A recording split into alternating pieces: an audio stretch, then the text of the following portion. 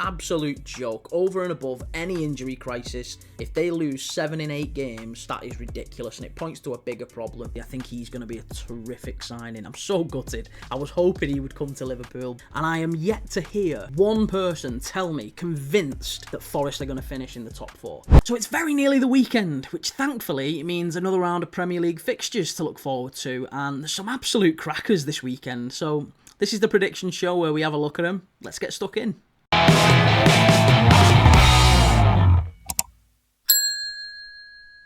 So first up, let's take a look at the early kickoff on Saturday, the 12:30, Nottingham Forest against Brighton at the City Ground. This one is just too close to call. Obviously, both of these teams come into this one off the back of defeats, maybe even surprising defeats. Nottingham Forest away at Bournemouth and Brighton at home to Everton. Now, maybe the way Bournemouth have been playing Nottingham Forest, going to the vitality and getting beat wasn't incredibly surprising, but certainly the manner of the defeat was. And you have to wonder going into this one, is a defeat like that going to dent the players' confidence? Is it going to maybe change how they play going forward? Players start to maybe take an extra touch. They maybe start to play it backwards rather than taking a chance and taking a risk. They play it safe.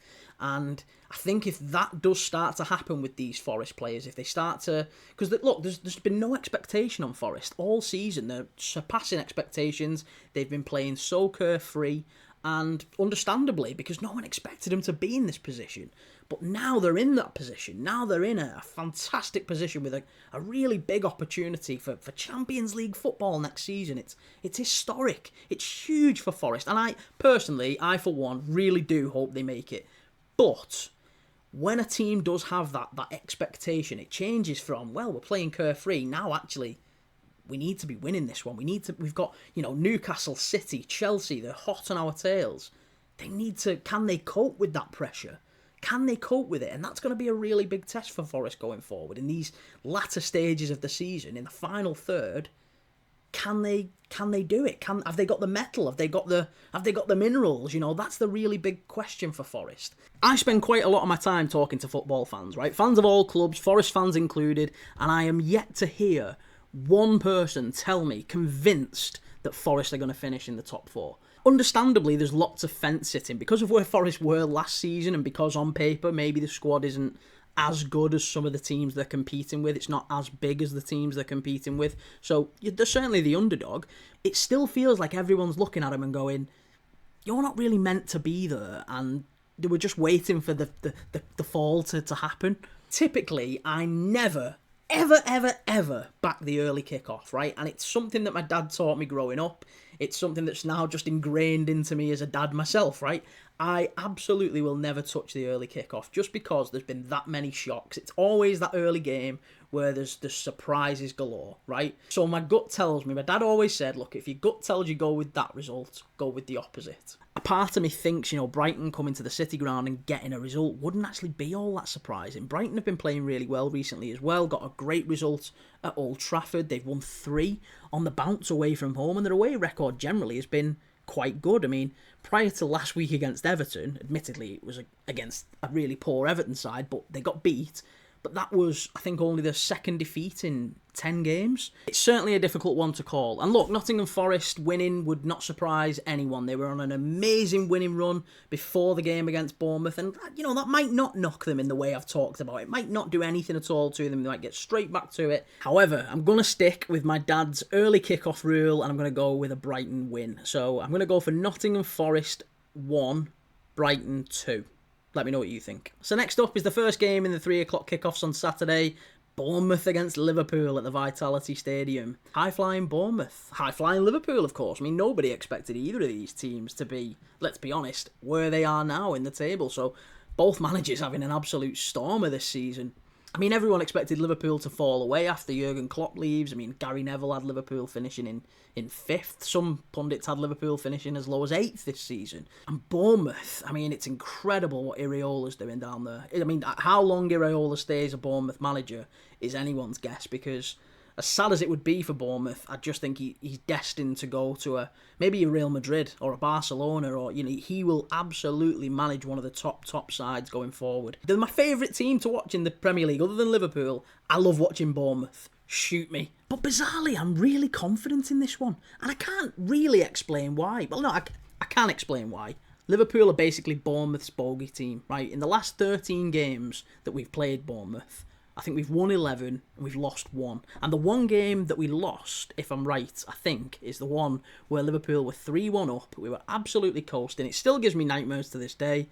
And Loris Karius had an absolute nightmare in goal and we lost 4-3. Nathan Ake scored a tap-in like the 89th, 90th minute. It was insane and, still haunts me to this day.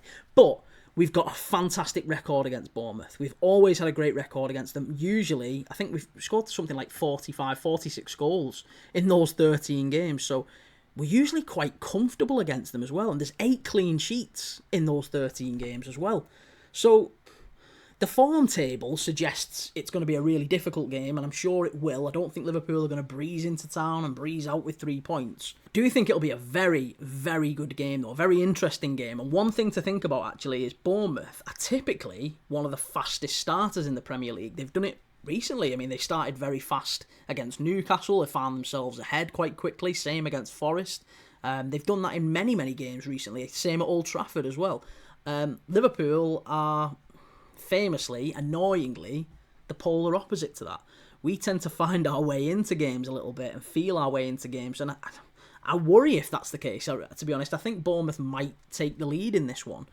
Liverpool finish games stronger than any other team. We seem to get a second wind in that last half hour, and we just punish teams when they're flagging and starting to sort of run out of energy. That's exactly when Liverpool hurt them, and I suspect we might see something similar to that this weekend. So I'm going to go Bournemouth 1, Liverpool 2, and probably Bournemouth to take the lead. Let me know what you think. So next up in the Saturday 3 o'clocks is the first of 2 6-pointers this weekend. Everton against Leicester City at Goodison Park. And again, I'm finding this really, really difficult to call. That Leicester result at Spurs has just thrown me. They did really, really well. I know Spurs have been quite generous to teams recently, Everton included in that, of course. And Spurs have had their injuries, but they're still a very, very good team. Leicester getting 2 goals at Spurs probably wasn't all that surprising, but to keep Spurs out and get the 3 points was very impressive, and it was massive 3 points for Leicester. Took them out of the relegation zone as well. And after 7 defeats in a row, for them to be out of the relegation zone, that just shows how quickly things can change down there. I mean, Everton are a prime example of that. I mean, it was only 2 games ago that Everton were firmly in that relegation dogfight, circling the drain for another year. And you're really worried for them, especially with that attack. They didn't look a threat at all. But then back-to-back wins out of nowhere under David Moyes against 2 tough teams as well, Spurs and Brighton. Very difficult wins, but they got them over the line. And all of a sudden they've pulled away. They're 7 points clear with a game in hand. And you'd have to say, if they were to beat Leicester in this one, to go 10 points clear with a game in hand, you'd have to say that's pretty much safety for Everton. I mean, for Leicester, I've been really critical of Ruud van Nistelrooy on this channel because, the last 7 or 8 games for Leicester have been absolutely diabolical. Really difficult for Leicester fans and anyone else really to watch. But really, really tough to see any sort of improvement since he's come into the club. And I don't feel like he's changed anything. I don't think how they set up tactically has changed. I don't think the way that the players are applying themselves really seems to have improved at all. And the results certainly haven't. And then all of a sudden, that result last week just throws everything. So I suspect that Ruud van Nistelrooy comes into this one with a degree of maybe pragmatism is the word. I think he'll come into this thinking, do you know what? We've got a big win last week. One that maybe we weren't expecting to get. Now, let's not just go back to defeats again. If they get a win, it's potentially a game changer for Leicester. Really does move them up the table. However, I don't expect that we'll see Leicester taking too many risks to achieve that. I think what we'll see is Leicester sitting quite deep and trying to hit on the counter-attack. And I think Everton, I mean, it's well documented. I've said it pretty much every game week. Everton have got one of, if not the worst attack in the Premier League. Dominic Calvert-Lewin gets injured last week against Brighton. God knows how long he's going to be out. That might be his last game for Everton. But I think their attack is certainly up there with the worst in the league. Leicester's isn't much better, but at least they have a degree of pace up there that they can trouble teams on the counter. I don't think Everton are going to do that really unless they get a penalty as they got last week or set pieces and things like that. I just don't think there's going to be enough opportunities in the game for Everton or Leicester to win this comfortably. So I'm going to go for a low-scoring draw. I'm going to go 0-0. Watch it finish 4-4 now, but I'm going to go 0-0, stalemate. Both teams cancelling each other out, and both managers probably quietly content with a point. Let me know what you think.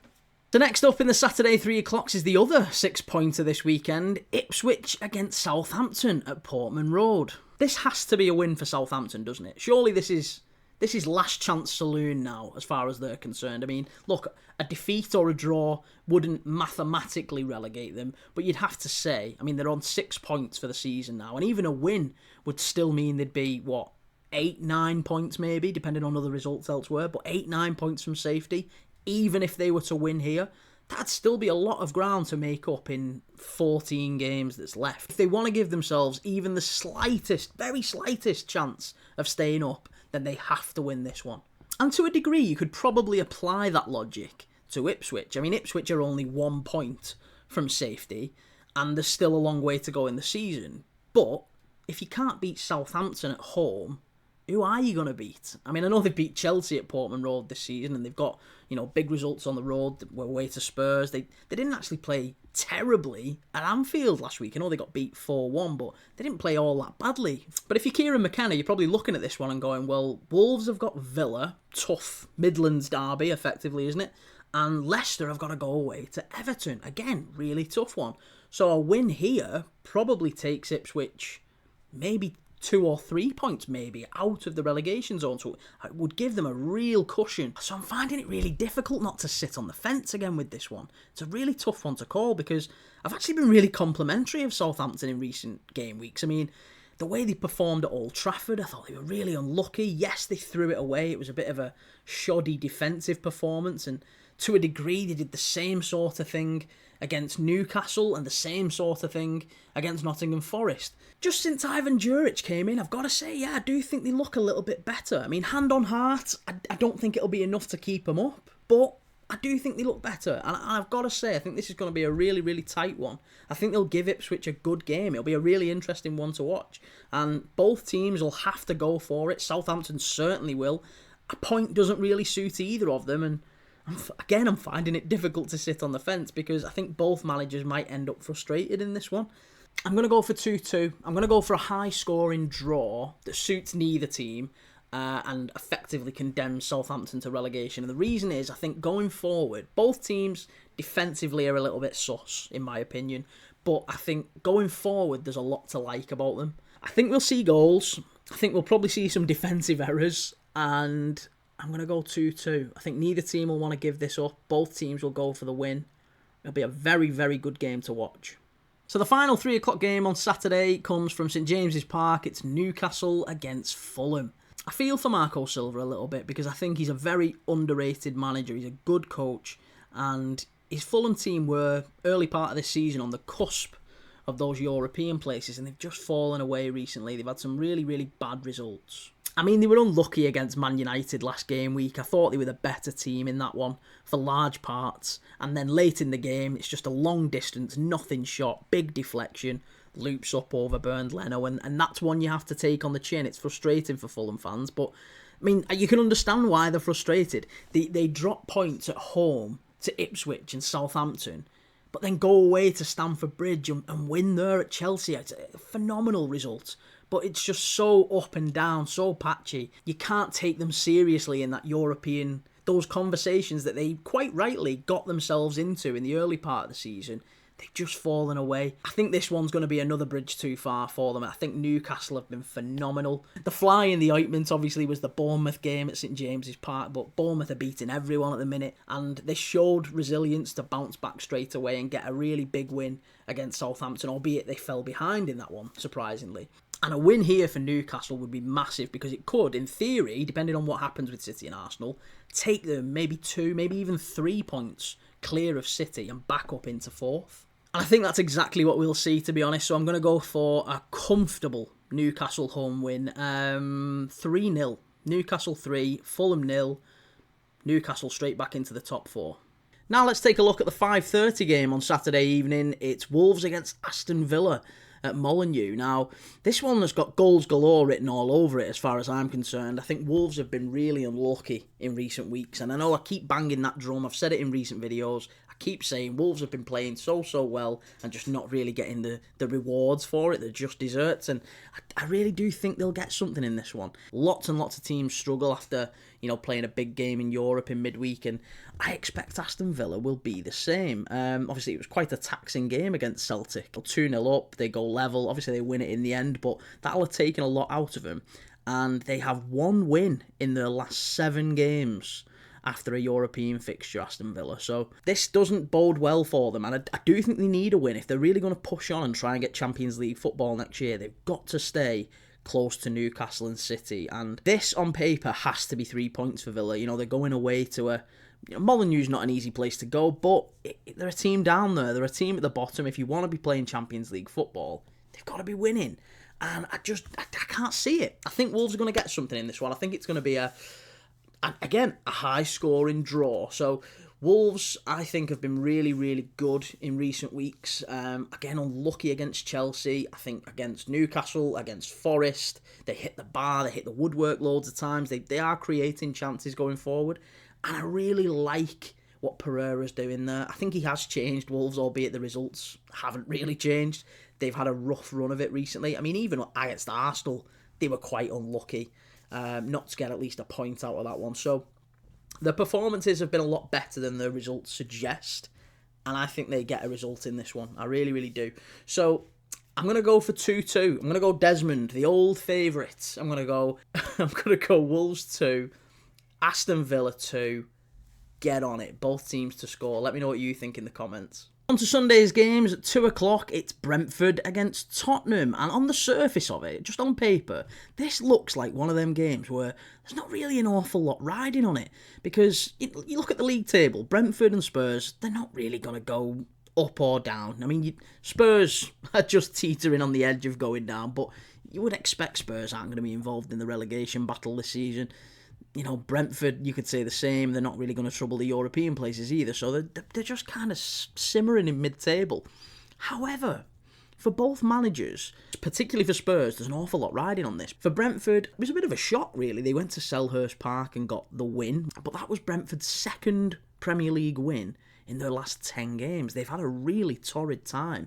Thomas Frank's a manager that everyone quite rightly respects. He's a wonderful manager, great coach, but Brentford are just floundering a little bit, aren't they? They're just floundering in mid-table. And I also think, just bigger picture, I mean, there's not been any rumours about this or anything, but Thomas Frank has got to be reaching the point now where, has he taken Brentford maybe as far as he can possibly take them? I mean, are the board going to give him the resources to help Brentford kick on and maybe push up the table in the way that maybe Brighton and Bournemouth have done? Is he going to get that back in, or does he need to look at somewhere else? I mean, I don't know. I feel like that clock is just starting to tick now for Brentford and Thomas Frank and some of those players. It's certainly going to be a big summer for him, and how the next few months go might just give an indication of what we'll see going forward, because if they do kick on, if they can get back to some form, back to some rhythm and consistency, maybe he stays and he believes actually there's a real project there for him to build and to buy into, for players to buy into. I mean, they won't go down, I'm not worried about that for Brentford, but I am really interested to see how they do just over these next few months. I mean, for Spurs and Ange Postecoglou in particular, by the way, this feels like a really, really decisive one. And I've got to be honest, I've defended Ange Postecoglou quite vocally in the last few weeks, particularly on this channel, but I feel like he's had a really rough time of it with injuries and all that sort of thing. We've talked that to death, but this really feels like a big game for him. It's one they have to win, I think, because this is 6 games in the last 7 they've lost in the league. It would be untenable to lose 7 in 8. That would be a joke for Spurs, absolute joke, over and above any injury crisis. Make no mistake about it, if they lose 7 in 8 games, that is ridiculous, and it points to a bigger problem. Whether that's a mentality issue in the squad, maybe they're not buying into what he's saying, maybe they're not capable of delivering the system and the strategy that he's trying to implement. We don't know, but whatever it is, there's clearly a mismatch there. I mean, Van der Ven was back for the Elfsborg game, so he'll be in the side for this one, and that's a really big plus for Ange Postecoglou, to have someone that can push high, because that's a really key component of his system, isn't it? That they have defenders that are able to play very, very high up and squeeze the midfield so that they can get back in time. And that's what's been part of Spurs' downfall. They've just been too susceptible to the ball over the top, or because they've not had the pace, they've had to sit a lot deeper, and teams have been getting into those little half spaces and breaking through the lines far too easily. So it's a real problem, and I think Van de Ven coming back will help. I'm gonna have to fence it again. I thought Brentford defended really, really well and played really well against Liverpool, and we're really unlucky that Darwin Núñez got the winner. Get in again. So I think Spurs struggle. I'm gonna fence it. I'm not gonna go 2-2. I'm gonna go 1. No, I'm going to go 2-2. I'm going to go Desmond again. 2-2. Big, high-scoring game. I think Brentford can get goals. They did well against Palace last week. Spurs do have goals in them, but they're always likely to concede as well. So I'm going to go 2-2. Let me know what you think. Is Ange Postecoglou going to be Spurs manager this time next week? Next up on Sunday, another 2 o'clock kickoff. It's Manchester United against Crystal Palace. And again, on the face of it, this one's one where the two teams haven't really got an awful lot riding on it. Again, they're not going to go down. They're probably, and it feels mad to say this about Man United at this stage of the season, but they're not going to trouble the European places, are they? They're not going to get in the top half and worry the top 6, the top 7. I think if we're being really brutally honest and looking at the performances, as we do with Wolves, we've said Wolves have been losing loads of games, but the performances have been quite good. I think you have to say the same about Man United. On the flip side, performances have not been as good as the results suggest. If you just look at those results, you would say they've maybe turned a corner there. But I think the performances, the underlying performances, have actually been still quite poor. I mean, you look at the win against Southampton, right? And I refuse to believe that anyone watching that game thought anything other than Southampton were the better team. Southampton, the worst team in the Premier League, absolutely dominated at Old Trafford for at least 80 minutes, I thought. I thought they were the better team, and they probably should have been 2-3, maybe even 4-0 up before United turned it round. United still turned it round. They deserve credit. I thought Amad Diallo was terrific that night. I gave him credit. I made him my player of the week, right? He's a fantastic player. So I'm not knocking United. Against Rangers, they labour all game. It's 0-0 for a long time, and then Jack Butland flaps at a corner and puts it in his own net. They're 1-0 up, and even that they nearly conspire to throw away. It's 1-1 going into the 92nd, 93rd minute, whatever it is, when Bruno Fernandes pinches it at the end. So, again, you have to compliment the mentality, the resilience to keep going, and a win is a win no matter how you get it. So, fair play to United and Amorim. They're showing a lot more recently, and they deserve credit for that. But Crystal Palace have 2 defeats in their last 12 Premier League games. They are a very, very difficult side to beat. One of those defeats was against Arsenal, and the other defeat was last week against Brentford, which I thought was quite surprising. And I've got to be honest, I thought Palace were a little bit unlucky in that, because I didn't think it was a penalty that Brentford get. I also didn't think it should have been a retake. Or if it, maybe to the letter of the law, it should have been a retake. But we don't like that rule. Let's be honest. If you get a penalty that's a questionable penalty, you step up and you miss it. I don't think any club wants that retaken because a guy is half a yard in the box. That doesn't make any sense to me. But hey, there you go. That's the laws of the game. But I thought Palace were really unlucky to lose against Brentford last week. They weren't terrific, but they've been very, very difficult to beat under Oliver Glasner. And I think they can come to Old Trafford with confidence here. I think they can come and they can get something. Old Trafford, Man United is still a big scalp for these teams. To go there and get a win is a big, it's a feather in their cap. It's something that managers will really be pushing for players like Mateta, for Sarr, Eze, and certainly Lacroix and Gay at the back as well, who I think have been fantastic for Palace. It's an opportunity to raise our profile, boost our profile, and look, maybe in future, if those players have ambitions beyond Crystal Palace, who I'm not knocking, by the way. Palace is a terrific club. I'm not advocating selling those players, but look, there might be a time where they want to kick on and go and play in the Champions League and whatever, and maybe they can't do that at Palace. And getting wins at Old Trafford, even against the Man United side that are as disjointed as this one, gets them in front of the attention of big clubs. I mean, we see that all the time, don't we? We see players raising the game against the top clubs, the big teams, going back to, you know, Wayne Rooney against Arsenal. And it's not just young players, they all do it. They all want that feather in the cap. They all want the big win away at Old Trafford. I just think the way that Palace play, the way that Oliver Glasner sets them up, it's quite a bold approach. I think they can hurt Man United, especially on the counter-attack. They've got lots of pace up front. Mateta's banging form.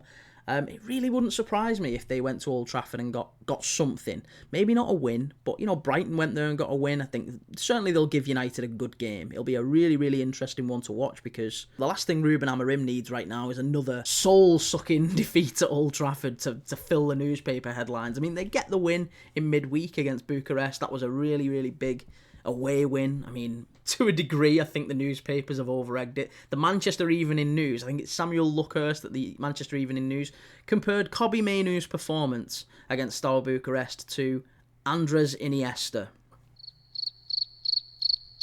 And I've got to say, it's just that sort of sensationalism that has really hurt Man United in recent years, and the players, actually. You know, Marcus Rashford is probably a prime example of that, where we've inflated players and put them on a pedestal and you know, raised their profile to such an extent that they can't deliver on the goods we've promised. Kobbie Mainoo is a very talented footballer. Amad Diallo the same. Garnacho the same, you know, but we don't need to be talking about them as goats, as you know, Ronaldo and Messi-esque. Why can't they just be very good young players until maybe they do kick on? Maybe they will get to that level. But that's what just ruins players' performances, because when they're not then churning out 40, 50 goals and assists a season, then they start to face real criticism. And Kobbie Mainoo's still a really young lad. He scores last night. I think he creates one as well. He really deserves an awful lot of plaudits for what he's done in his Man United career so far. And annoyingly, he's been the subject of quite a lot of criticism. And that's from me as a Liverpool fan as well, by the way. I've got to say, I don't like the furore that surrounds... It's not just Man United. Liverpool players do get it as well. But it feels like it's a lot more focused around Man United. But yeah, entirely separate issue from this game. Let's talk about the prediction. Prediction for this one, I think Palace get something. I really do. I think Palace get something. They've been very difficult to beat. They've put in some really strong performances on the road recently. They won at West Ham. They won at Leicester. They won at Brighton. They won at Portman Road at Ipswich. They won at Villa Park as well, not long before that. Got a point away at the Vitality at Bournemouth, and we know how difficult that is as a place to go. And if it was a little bit more bolder, I'd go for a Palace away win, but I'm not going to. I think Man United have turned a corner to a degree. Not quite turned the corner, but they're getting there. And I still think Ruben Amorim gets it right there eventually. Begrudgingly, I don't want to see that happen, but I think he will. So I'm gonna go for. Should I go Desmond again? No, I'm going to go 1-1. We'll go 1-1. Man United 1, Crystal Palace 1. Tough, tight game. Palace take the lead. Man United equalise. Let me know what you think. On to the big 4:30 game on Sunday. Game of the game week. Arsenal against Manchester City from the Emirates Stadium. Wow. Forget the 3 points on offer here. Just for a minute. We'll put it over here just for 1 second. 3 points, huge, yes, in the context of where these two teams find themselves. But psychologically, this is massive for Arsenal. This is absolutely huge. I think back to when Liverpool played City at Anfield last year, and that win, the fact that we were beating the champions, we were beating the best team in the country over the last 5-6 years, was huge, and it gave Liverpool such momentum going forward, such belief. And I feel like a win here for Arsenal could do exactly the same. Even with Saka being out and maybe Saliba missing this one, and you know, they may or may not get someone in between now and the end of the January transfer window to help them get through to the end of the season. All of that's going to be really important. But just in this game, I think a win helps Arsenal in so many different ways beyond just 3 points. In the context of the title and the league table, look, I've said in recent videos that I believe the title is as good as Liverpool's at this point, and I still believe that. However, if Arsenal were to win here, it would absolutely plant seeds of doubt in my mind, and it would just worry me a little bit. I think if City can get a result, a point, or even a win, I think that effectively kills Arsenal's title chances. Maybe not in terms of the points tally, because they could still make that ground up, but I think psychologically it would kill them. They'd be on the floor. Because they've got those injuries to key players, and because of all the noise with the referees, and because they've not got anyone in January, and they're looking at Arteta, is he doing the right sort of thing anymore? They're looking at the ownership of the club. Why are they not giving him the money? All this sort of stuff. It feels very negative, and all of that will just disintegrate if Arsenal were to beat City. I think they then get that dogs of war mentality, and they almost, the back's against the wall, and they'll fight and fight and fight as a team again. So a win here would be absolutely monumental for Mikel Arteta. A defeat, and I think we start to see the beginning of the end for his tenure as Arsenal manager. I do think it's that big. I really do think this is that big. As good as Arteta has been, he may have taken Arsenal as far as he can take them. Understandably, I think Arsenal fans are yearning for someone to come in now and help them make that next step. They've been challenging for a couple of years now and just missed out, and it feels like maybe they've reached a ceiling with Arteta. Because I don't think the football's great. It's not great to watch unless they're winning. I think tactically he's been found out a few times. I think the decisions he's made in the transfer market are now proving costly. He staked an awful lot on Kai Havertz. Has it worked out? I don't think it has, because evidently they still need a centre-forward. As good as Kai Havertz can be at times, he's not a centre-forward. He's not someone who's going to win you a Premier League. He's one you bring in off the bench, or maybe play behind a striker in a different system. He's not someone that wins you a Premier League.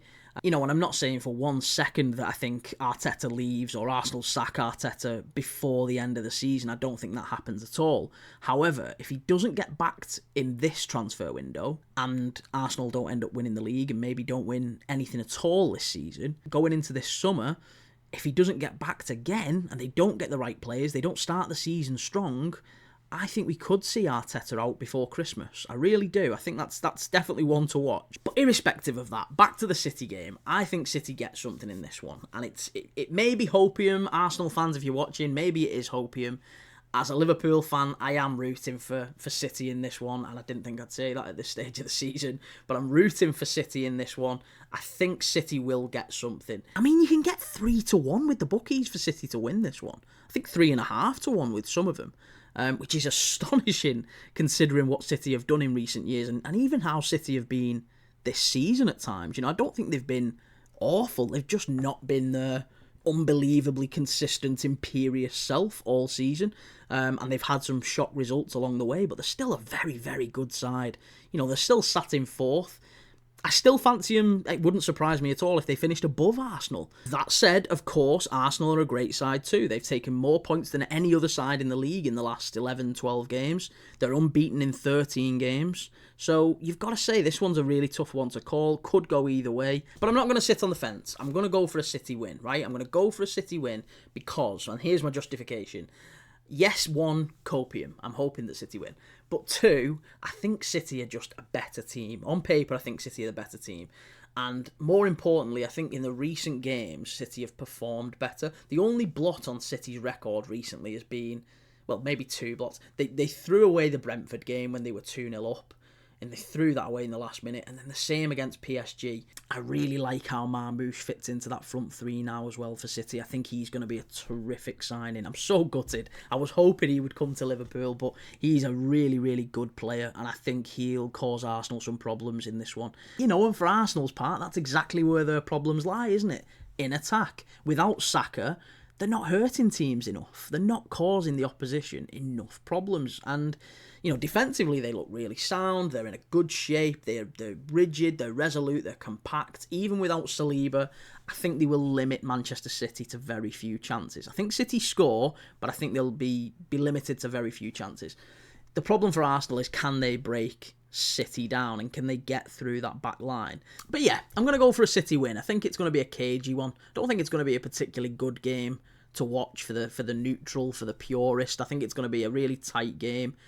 Like I said, quite cagey. Arsenal will probably try and turn it into a scrap. Because if Arsenal have got any chance at all of catching Liverpool, then they can't afford to be dropping points. I mean, I know this is a really big game. It's a tough game, but they can't afford to keep dropping points. They're going to have to start clawing that gap back at some point. And you know what? This is just another fixture in amongst several fixtures this weekend in the Premier League that are just too close to call, too tight. Could go either way. And isn't that just the story of the Premier League recently? Isn't that why we love it? Do you know, I'm so torn because this could be one of them games where they just both go at each other. They both absolutely fly at each other because they both need to win. A point's not really good enough for either manager. They'd both be frustrated with a point. You get that feeling, don't you? I mean, it was 2-2 in the reverse fixture at the Etihad, wasn't it? So there was goals in that one and a sending off, but I suspect this one might just be a bit cagey. It's whether or not the managers are going to take the approach of, we have to win this one, or we can't afford to lose this one, and it's which mindset is going to win on the day. But I'm going for a City win. I think it's going to be 2-1, probably with sendings off again, but I think it's going to be a cagey one in the first half, and then it just opens up in the second half. Again, sending off probably decisive, big decisions galore. Obviously, Michael Oliver not on this one now. I think it's Paul Tierney, and Arsenal fans aren't happy with that either, are you? Because Paul Tierney is a Liverpool-based referee. I don't think he's a Liverpool fan, by the way. Paul Tierney's refereed Liverpool games, I'm sure he has. So yeah, I'm sticking with that. I'm going to go Arsenal 1, Manchester City 2. Will be a very interesting one to watch. Let me know what you think. So rounding off this game week on Monday Night Football, you've got Chelsea against West Ham at Stamford Bridge. I mean, 2025 has not been Chelsea's year at all, has it? I mean, before Christmas, they were sensational. Going into that game, I think it was at Goodison Park, where if they'd have won, they'd have gone top ahead of Liverpool at that point. And since then, they've just been awful. And it's hard to put your finger on exactly why, because I thought Enzo Maresca was doing quite a good job with such a massive squad. And we all thought that might cause problems, but actually, he's dealt with it relatively well, certainly in the first half of the season. But for there to be such a sharp drop-off in quality, from 9 wins in 10 to 1 win in 7, in a short space of time as well, by the way, that's really Jekyll and Hyde form. That's something maybe we don't know about, something behind the scenes. You know, and it doesn't bode well for Maresca, you've got to say, because Chelsea, by their very nature, their culture is that they're a hire and fire club. They've done it for 20 plus years, going back to when Roman Abramovich ran the club, and even before that to a degree. So he can't keep up this form, not with the amount of money that Chelsea have spent. And also, you have to imagine there'll be seeds of discontent just echoing in those corridors, because Cole Palmer, as good as he is, he would have to have, this would be his 3rd or 4th year without Champions League football. If Chelsea don't qualify next season, you'd have to imagine that rumours will start flying around. His agents will start lining him up for a move elsewhere, because if Chelsea can't give him Champions League football, he has to be playing it. He's too good not to be playing at the highest level. You know, and you could probably apply that logic to a few players at Chelsea, couldn't you? Caicedo, for one. Maybe not Robert Sanchez. But they're all on Champions League wages. You know, they're all on big money. And there's probably only so long that Chelsea as a club can financially sustain being, you know, those wages without Champions League money coming in. So there has to come a tipping point, and it really wouldn't surprise me if we saw Enzo Maresca leave Chelsea before the end of the season, if this sort of form carries on. West Ham at home, on paper, is a game they have to win. It's a game that, again, West Ham, they're out of both cups. They're not going down, they're not going up, they're pretty safe. That is absolutely a nailed-on 3 points.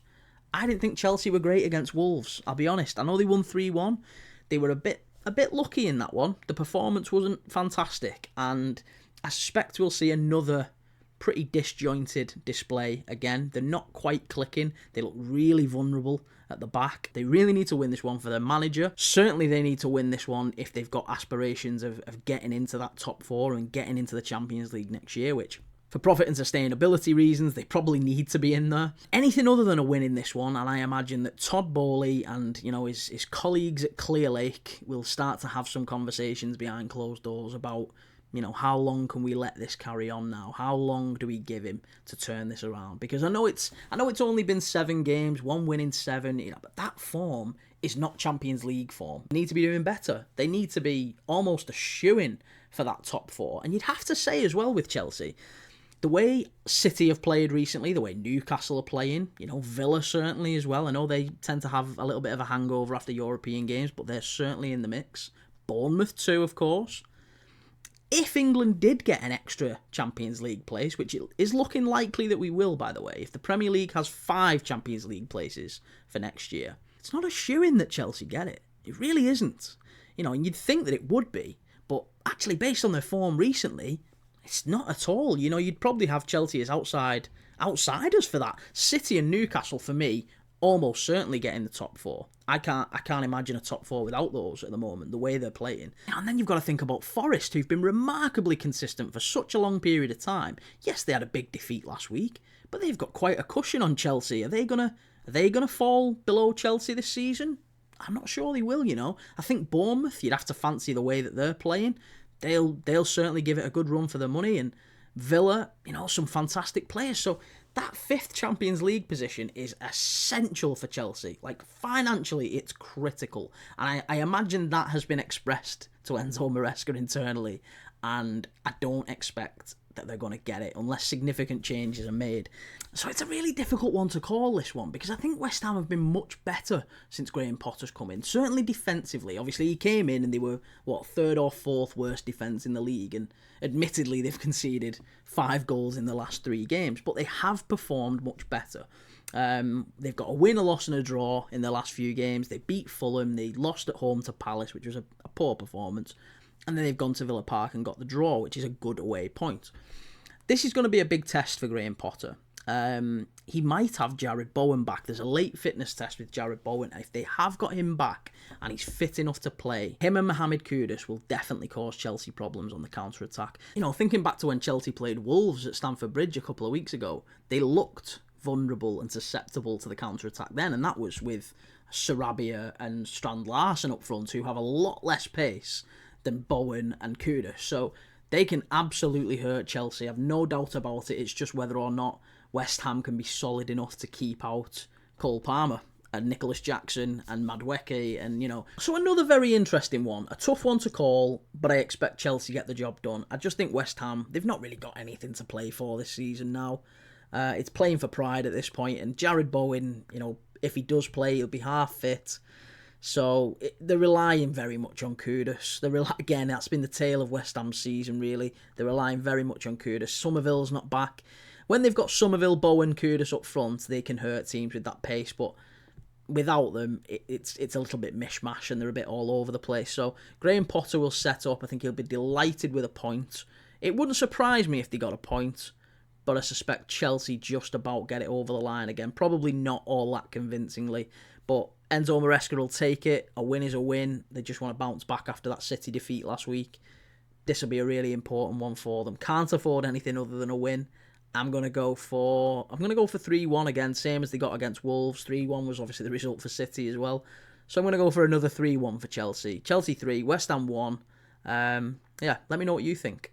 And that is that for my Game Week 24 predictions. As always, thank you so much for watching. Really appreciate it. If you can, do me a favour, give this video a like. It takes 2 seconds and it really, really helps. If you like this sort of stuff, if you like this sort of content, if you're a football dad like me, if you're a football nerd like me, give us a subscribe. It massively helps the channel. Go and follow me over on TikTok and Twitter as well if you can. It takes 2 minutes. And again, either way, even if you can't do that, thanks again for watching. I really appreciate it, and I'll see you in the next one.